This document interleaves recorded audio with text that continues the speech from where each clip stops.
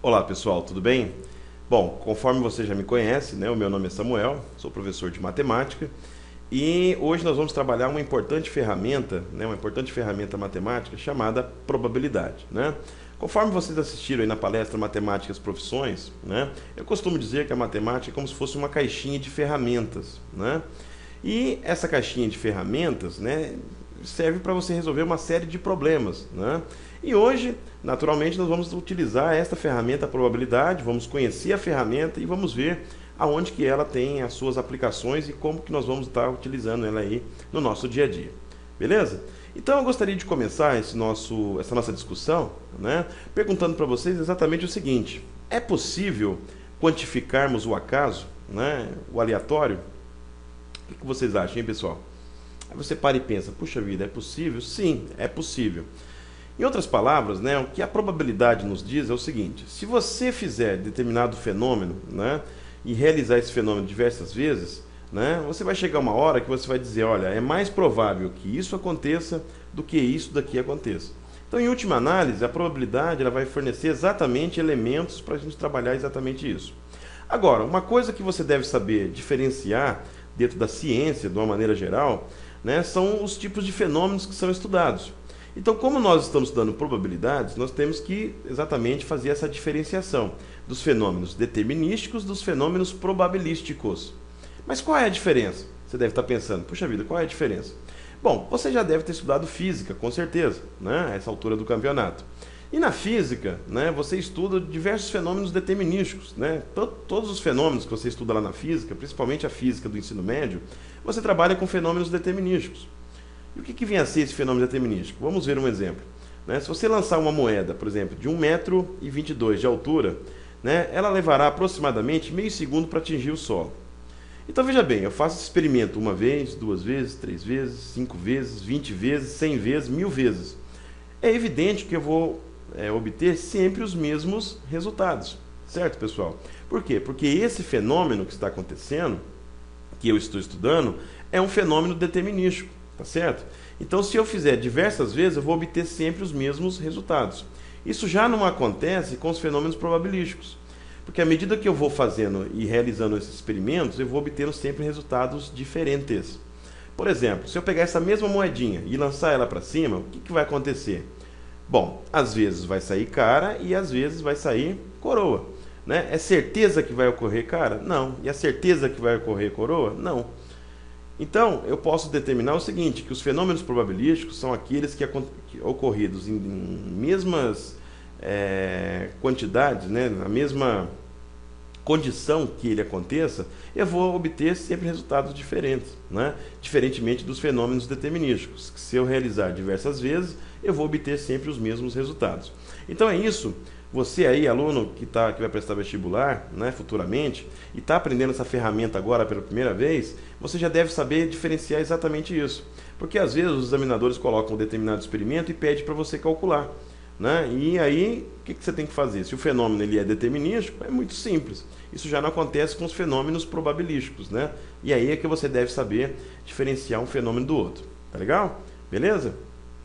Então vamos lá. Aonde que eu encontro esses fenômenos probabilísticos, né? Esses fenômenos aleatórios? Será que no meu dia a dia eu dou de cara com esses fenômenos? Então vamos ver alguns exemplos aí, né, para a gente começar a fixar melhor aí o que vem a ser esses fenômenos aleatórios.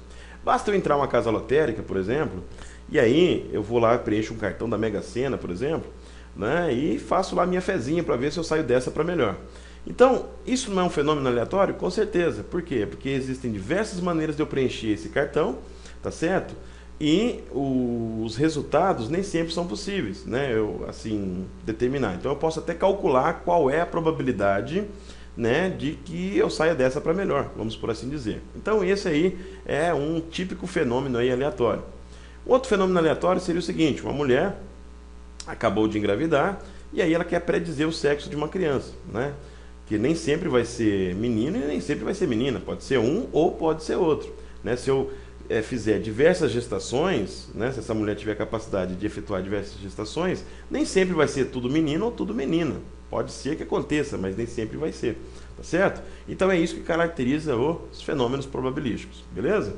Por exemplo, quando você liga a televisão, né, no seu dia a dia, por exemplo, você liga a televisão e o repórter lá fala para você, olha, hoje é mais provável que, ou amanhã no caso, né, vai chover, né, com possibilidades aí de o aparecimento do sol, ou o contrário, né, que vai fazer sol com possíveis pancadas de chuva, ou simplesmente vai fazer sol. Então, quando o repórter fala exatamente isso para vocês, né, que vai fazer sol, que vai chover, ele não está afirmando 100%, não é certeza absoluta que amanhã vai fazer sol ou que amanhã vai fazer chuva. É apenas uma probabilidade. Então existe uma probabilidade maior do que faça sol amanhã do que venha chover. Até mesmo que o próprio repórter, às vezes ele fala assim, né, vai fazer sol com possíveis pancadas de chuva, ou seja, ele já está garantindo ali que pode ser que chova aí no decorrer do dia. Então isso também é um fenômeno aleatório, né? Um fenômeno probabilístico estudado aqui na probabilidade. Retirar a bola de uma urna, né? Uma urna com uma série de bolas numeradas, você vai lá e retira uma bola, coloca a bola de novo na urna e repete o experimento. Nem sempre você vai pegar a mesma bola, né? Pode ser que você pegue uma bola número 1 no primeiro experimento, a número 5 no segundo e por aí vai. Então isso que caracteriza um fenômeno, né, probabilístico, né? Retirada da carta de um baralho, ganhar uma rifa, um sorteio, né, prever uma aplicação financeira baseada na economia, que é coisa mais aleatória do que essa. Eu não posso garantir que daqui a um mês, né, com os dados que eu tenho econômicos atuais, que o que vai, né, poder acontecer ou não. E é isso que os analistas ficam aí o tempo todo tentando prever, né, o que vai acontecer. É evidente que eu consigo calcular, mais ou menos, né, ou seja, que é mais provável que determinado evento ocorra do que outro evento aconteça, tá certo? Os testes de DNA, né? Ninguém pode garantir que fulano de tal é filho ou filha de fulano de tal, né? De uma outra pessoa. O que garante, mais ou menos, é o fenômeno probabilístico. Eu vou coletar amostras, né, tanto do pai quanto da mãe e do filho e vou tentar fazer os testes aí de DNA. E aí existe uma probabilidade de 99,999% daquela pessoa ser filho daquela esposa, né, daquela mãe, no caso. Então é evidente que isso também é um fenômeno aleatório, porque se eu fizer uma vez, duas vezes, três vezes, eu vou obter sempre aí resultados possivelmente diferentes, certo? Então, o teste de DNA, previsão do tempo, né, aplicações financeiras, já deu para perceber aí que a probabilidade tem aplicações aí nos mais variados casos aí, nas mais variadas áreas do conhecimento, como é o caso da genética, meteorologia, né, que acabamos de falar, nas aplicações financeiras, nos seguros, né? Se você acompanhou aí a palestra, né, Matemáticas Profissões, nós discutimos lá no campo atuarial, quando você coloca um carro, por exemplo, no seguro, né? Então você vai até uma agência seguradora, eles vão te fazer aí uma série de perguntas e baseado nas respostas ele vai te passar o valor da pólice, né? E tudo isso já é pré-calculado com o cientista atuarial que nós já discutimos aí em aulas anteriores.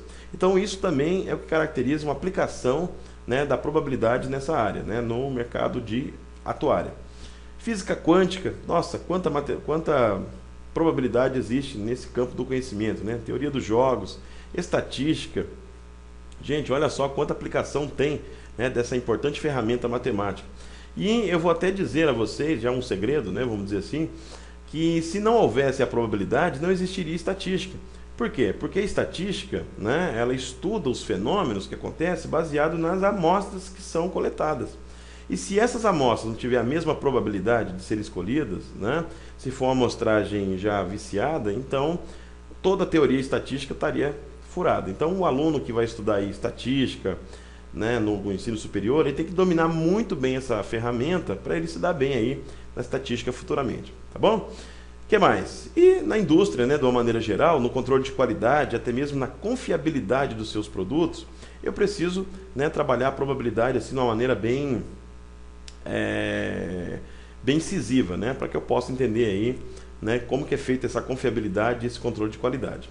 Então já deu para perceber que a disciplina probabilidade tem aplicações aí nos mais variados campos do conhecimento, conforme eu acabei de listar para vocês.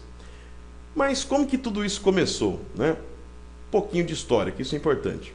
Bom, acreditem ou não, né, essa ferramenta probabilidade, ela foi desenvolvida num boteco, tá certo? Um jogo de cartas, né, as pessoas estavam ali, todas reunidas, né, e tinha dois jogadores ali compulsivos, né, apostando pistolas, né? Eles colocaram uma série de pistolas em cima da mesa e estavam jogando cartas, né, o melhor de 5 rodadas. Então, na primeira rodada, o jogador 2 ganhou o jogo, né? Na segunda rodada, o jogador 1, e na terceira rodada, o jogador 1 ganhou novamente. E aí aconteceu uma confusão no bar, né, que o jogo foi interrompido. E aí as pessoas ficaram por entender, e agora? Como é que vai fazer para distribuir as armas, né, redistribuir as armas para esses jogadores, sendo que o jogador 1 ele estava com 2 pontos de vantagem, né, e 2 pontos, e o jogador 2 apenas um ponto, né, ou seja, uma rodada ganha. E haveria mais 2 outras rodadas. E aí muitas pessoas começaram a opinar, né? Bom, se tem 3, se eles jogaram 3 e o jogador 1 ganhou 2 e o jogador 2 ganhou 1, então se divide armas em 3, 2 para o jogador 1 e 1 para o jogador 2. Será que essa seria a solução, vamos dizer assim, honesta para esse jogo, né? Bom, como é que eles fizeram então para resolver isso daí? Eles contataram na época um dos maiores matemáticos, né, nesta época, que você inclusive já até conhece ele da física, que é o grande, né, foi o grande Blaise Pascal, e o Pierre de Fermat, que naquela época eles trocavam cartas, né? Calma, pessoal, não eram cartas de amor, né? Eram cartas matemáticas, né, discutindo uma série de problemas. E esse problema em especial foi proposto a ambos, né, para resolver esse problema. Como é que iria ficar para distribuir as armas entre esses dois jogadores? Então, o Blaise Pascal e Pierre de Fermat, a partir desse problema, eles desenvolveram, não só resolver o problema, mas também criou uma nova ferramenta, né, no campo da matemática, chamada teoria das probabilidades. Então foi assim, né, que tudo começou, né? E como que o Blaise Pascal e o Pierre de Fermat fizeram para resolver exatamente esse problema, né, com essas cartas que eles estavam ali constantemente trocando? Eles analisaram eles fizeram o seguinte experimento. Por exemplo, se o jogador 1, né, fizeram simulações do que poderia acontecer na quarta e na quinta rodada. Então, por exemplo, se na quarta rodada o jogador 1 tivesse ganho, né, e na quinta rodada o jogador 2 tivesse ganho, o que aconteceria? O jogador 1 seria o ganhador. Então, 1-0 aí para o jogador 1. O que mais? Uma outra possibilidade. O jogador 1 poderia perder a quarta rodada, mas ele poderia ganhar a quinta rodada. Então, ele estaria com 3 e o jogador 2 apenas 1. Então, mesmo assim, ele venceria o jogo, né? Então, ele teria aí 2-0 para o jogador 1. E, além disso, o jogador 1 ele poderia ganhar também as outras duas, né? As outras duas partidas, né? Então, o que aconteceria? Mais uma vez, o jogador 1 estaria aí na frente do jogador 2. O jogador 2, a única chance que ele tinha de vencer esse jogo seria o quê?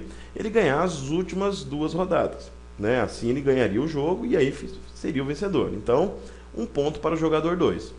Então, Blaise Pascal e Pierre de Fermat eles analisaram o seguinte: só haveria mais 4 resultados possíveis, né, do que eles estavam jogando.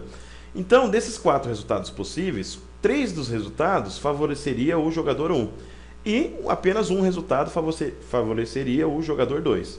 Então, era justo que pegasse essas armas, dividisse ela em 4 porções e das 4 porções, 3 ia para o jogador 1 e apenas uma porção ia para o jogador 2. Então, 3 quartos para o jogador 1 e 1 quarto para o jogador 2. Né? Essa que foi a solução de ambos. E aí a história termina por aí. Não se sabe se o jogo recomeçou, se teve a distribuição, né, dessas armas, o que aconteceu, né? Acabou a história por aí. Mas o importante, né, é que o Blaise Pascal e Pierre de Fermat criou aí a grande teoria das probabilidades, né, que é o que nós estamos estudando agora. E como quantificar então esse acaso, né, essa probabilidade? Então vamos traduzir essa palavra, probabilidade, né, na verdade ela é como se fosse um termômetro. E ela serve para quê? Ela é uma medida, no caso de incerteza. Isso que vem a ser probabilidade. Probabilidade também eu posso definir, né, e posso quantificar matematicamente, dizendo que ela é a razão de 2 conjuntos a serem determinados. Que conjuntos são esses? Então nós vamos conhecer o primeiro conjunto, né, vamos ver as suas aplicações, depois nós vamos conhecer o segundo conjunto e aí a gente entender como quantificar exatamente esse acaso. Tá ok, pessoal? Então vamos lá, o primeiro conjunto de qualquer experimento que você for trabalhar dentro da probabilidade é o espaço amostral, tá certo? E o que vem a ser o espaço amostral? Então de olho na tela aí, ó, de olho na tela. O espaço amostral é o conjunto de todos os resultados possíveis de um fenômeno aleatório, tá ok? Por exemplo, se eu pego um dado, né, com 6 faces e lanço esse dado, quais são os possíveis resultados, né, desse dado lançado? Então, veja bem, o meu espaço amostral, né, o conjunto de todos os resultados possíveis, vai ser face 1, face 2, face 3, face 4, face 5, até mesmo face 6. Então todos esses são os possíveis resultados desse fenômeno, tá certo? Se eu retirar uma carta de um baralho, por exemplo, né, um baralho comum de 52 cartas, onde vai desde o Ás até o Rei, analisando todos os naipes, né, então tem lá o Ás de copas, de ouro, de espada, de paus e vai embora. Né? Tem o 2, 3, 4, 5, 6, 7, 8, 9, 10, valete, dama e o rei, tá certo? Então todos esses é o conjunto, né, formado desse fenômeno aleatório, percebeu? Por exemplo, esse outro aí também, né, esse outro fenômeno, né, você lançar uma moedinha, quais são os possíveis resultados? Às vezes pode ser cara e às vezes pode ser coroa, né? Só existem esses dois resultados, vamos dizer assim, possíveis, né? Então esses dois resultados possíveis é o conjunto de valores aí, no caso do lançamento de uma moedinha. E por último aí, né, você tem uma urna cheia de bolas, todas elas coloridas, né? Verde, amarela, azul, vermelha, e aí eu vou lá e retiro uma bola. Essa bola pode ser verde, pode ser amarela, azul ou até mesmo vermelho. Então esse é o meu espaço amostral, ou seja, são todas as cores de bolas presentes dentro dessa urna. Deu para perceber? Bom, e o que vem a ser então o nosso próximo conjunto? Né? Se eu conheço o espaço amostral, eu preciso conhecer também o que vem a ser o evento. E o que vem a ser o evento? O evento é qualquer subconjunto desse espaço amostral, tá certo? Então a coleção, a reunião de todos esses eventos é o que forma o meu espaço amostral. Então, por exemplo, no lançamento daquele dado, né, com 6 faces, se eu analisar e perguntar para vocês, no caso, sair face par, dos resultados possíveis, quais deles são face par? Eu posso ter face 2, face 4 ou até mesmo face 6. Desses 3 resultados, né, possíveis, né, dentro dos 6, apenas esses 3 seriam do meu conjunto evento, tá certo? No caso lá do baralho, eu tenho lá, do baralho sair com uma carta Ás, por exemplo, de qualquer naipe. De qualquer naipe, né? Então esse que seria o meu evento aí, no caso, o evento seria sair Ás, por exemplo. E no lançamento de cara e coroa, né, da moedinha, o evento ser cara, por exemplo, né? E nas bolas lá nas urnas ser amarela. Então observe que todos esses eventos são o quê? Subconjuntos daquele espaço amostral aí previamente analisado. Beleza? Deu para entender o que vem a ser espaço amostral e o que vem a ser evento? Então evento é qualquer subconjunto do meu espaço amostral. E o que é o espaço amostral? É o conjunto de todos os resultados possíveis de um determinado fenômeno aleatório. Então, pela definição clássica, como que eu calculo a probabilidade de um determinado fenômeno ocorrer? Então, por exemplo, eu tenho lá o número de elementos, né, que você pode acompanhar aqui na tela, né, o número de elementos do meu conjunto evento, dividido pelo número de elementos do meu espaço amostral. Então, por exemplo, se eu pegar lá esse mesmo dado e lançar esse dado, né, eu tenho aqui o evento, a probabilidade de sair uma face par. Então o meu conjunto, o meu espaço amostral são todos os resultados possíveis, né? Eu tenho a face 1, face 2, 3, 4, 5, até mesmo 6. Desses resultados possíveis, qual é a chance de sair face par? Então eu tenho o meu evento 2, 4 e 6. Então qual é a probabilidade? Usando aqui a fórmula matemática, eu divido o número de elementos do meu evento dividido pelo número de elementos do meu espaço amostral. E nesse caso são 3 resultados possíveis, né? São 3 resultados favoráveis, vamos por assim dizer, em 6 resultados possíveis, né? Que eu posso inclusive dar resposta na forma fracionária. Evidentemente que 3/6 eu posso simplificar por meio, né? Simplificar o numerador e o denominador por 3. Então eu posso dar resposta em fração, em número decimal ou até mesmo já em porcentagem, né? Que é mais comumente aí utilizado nas provas e nos exames vestibulares. Tudo bem, pessoal? Tá dando para entender? Tá tranquilo? Probabilidade é uma matéria muito tranquila, muito fácil, né? E eu falo para vocês o seguinte: se eu pego o número de elementos do meu evento e divido pelo número de elementos do meu espaço amostral, os resultados possíveis sempre vai estar compreendido nesse intervalo que aparece aí na tela para vocês. Vai ser no mínimo 0 e no máximo 1. Porque o meu conjunto evento, ele jamais pode ser maior do que o meu conjunto espaço amostral. Isso não pode acontecer, né? Isso não tem nenhum sentido, porque ele é subconjunto. No máximo ele pode ser igual. E aí, por exemplo, né, se eu pegar esse mesmo dado e lançar ele e perguntar para vocês assim: qual é a probabilidade de sair um número menor do que 7?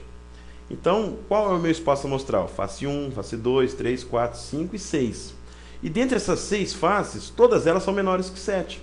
Então todas elas são favoráveis. Então eu vou pegar 6 resultados favoráveis em 6 possíveis. Se eu dividir 6 por 6, ou qualquer número dividido por ele mesmo, não vai ser sempre igual a 1, pessoal? Então a probabilidade é o que a gente diz, quando for igual a 1, a gente diz que é um evento certo, né? É certeza que aquilo vai acontecer. Isso já não acontece quando o valor é igual a zero. Como assim igual a zero? Se eu pegar esse mesmo dado e fazer um lançamento, aí eu te pergunto, qual é a probabilidade de sair um número maior do que 7? O evento meu é o quê? Sair maior do que 7. Aí você para e pensa, bom, eu tenho 6 resultados possíveis, mas todos eles são menores do que 7. Então não vai haver nenhum resultado que seja maior do que 7. Então eu tenho 0 resultados dividido por 6. Então 0 dividido por 6 não é 0?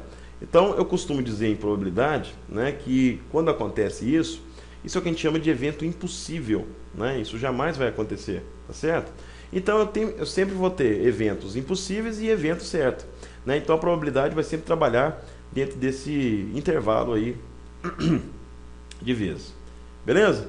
Bom, vamos fazer um exemplo, né, um exercício, né, para a gente visualizar melhor isso daí, para a gente entender exatamente esse espaço amostral aí, conforme nós estamos analisando aí na tela. Vocês podem perceber, né, que eu vou pegar uma urna, vou colocar 100 bolas dentro, tá certo? E vou retirar dessa urna uma bola e eu quero saber o seguinte, qual é a probabilidade dessa bola ser divisor de 60? E agora, como é que nós vamos fazer para calcular isso daí?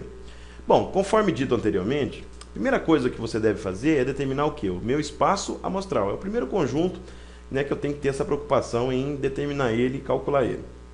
E nesse caso, nesse experimento, pode ser qualquer bola, né, pessoal? Bola 1, 2, 3, até a bola 100. Tá certo? Então esse é o meu conjunto, né, o meu espaço amostral. São as 100 bolas que estão dentro da urna. Então para calcular o espaço amostral, nesse experimento não é assim tão complicado. Agora, o que é complicado é calcular os divisores de 60. Que você pode ficar testando aí com os dedinhos ou então calcular matematicamente falando, né? E a regra, muito simples, né? Talvez você tenha que se recordar lá atrás, né, das 8ª séries, né, 9º anos da vida, que o professor ensinou a você a determinar o conjunto de divisores de qualquer número, né? Qualquer número natural, no caso. Então, por exemplo, no número 60, o primeiro passo é você determinar o quê? Fazer divisão em produto de fatores primos. Então, se eu pegar esse 60 e dividir por 2, vai dar 30. Pego o 30 e divido por 2, dá 15. Aí já não dá mais por 2, eu tenho que pegar o próximo número primo, que é o 3. 15 dividido por 3 dá 5 e por 5 dá 1, tá certo? Então, até aqui, nenhuma novidade. A novidade vem aqui agora, onde eu vou traçar uma reta paralela a essa reta aqui, ó, e vou começar sempre pelo número 1. Por que eu começo pelo número 1? Porque o número 1 é o divisor, né, natural de qualquer número real. Tá certo? Então, por exemplo, eu vou pegar o número 1, coloco ele aqui e vou multiplicar os fatores primos pelos números que vão aparecer aqui, né, do lado direito aqui da reta. Então, 2 vezes 1, 2. 2 vezes 2, 4. Aí eu venho com 3. 3 vezes 1, 3. 3 vezes 2, 6. 3 vezes 4, 12. Aí agora eu tenho que pegar o 5 e multiplicar todos os números que aparecem do lado de cá. Então, 5 vezes 1, 5. 5 vezes 2, 10. 5 vezes 3, 15, 5 vezes 6, né, 30, 5 vezes 12, 60. Então, todos esses números que aparecem aqui à direita são os divisores do número 60. Então, aqui está exatamente o meu conjunto evento. Então, quantos números eu tenho aqui? Se você for contar, 1, 2, 3, 4, 5, 6, 7, 8, 9, 10, 11, 12 números. Então, a minha probabilidade é encontrar 12 bolas favoráveis em 100 bolas possíveis. Né, que eu posso inclusive dar até a resposta já em porcentagem, em fração, né?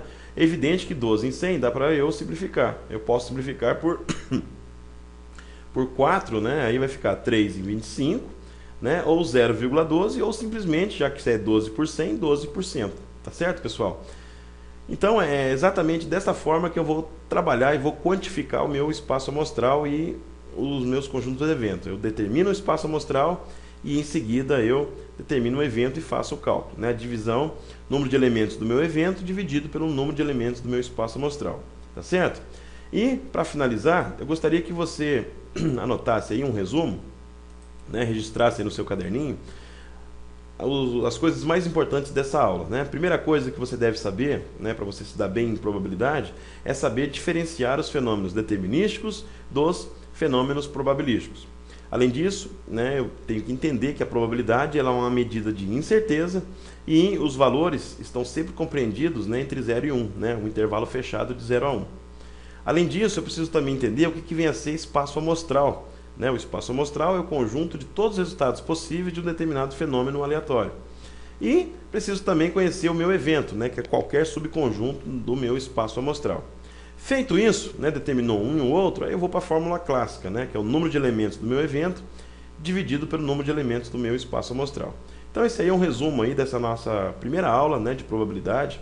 É apenas uma introdução, existem muitas outras coisas que nós vamos fazer ainda com probabilidades, mas por hoje ficamos por aqui. Tá certo, pessoal? Então estou te esperando aí para a próxima aula, né, de probabilidades. Um grande abraço a todos, bons estudos e até o nosso próximo encontro. Tá ok, pessoal?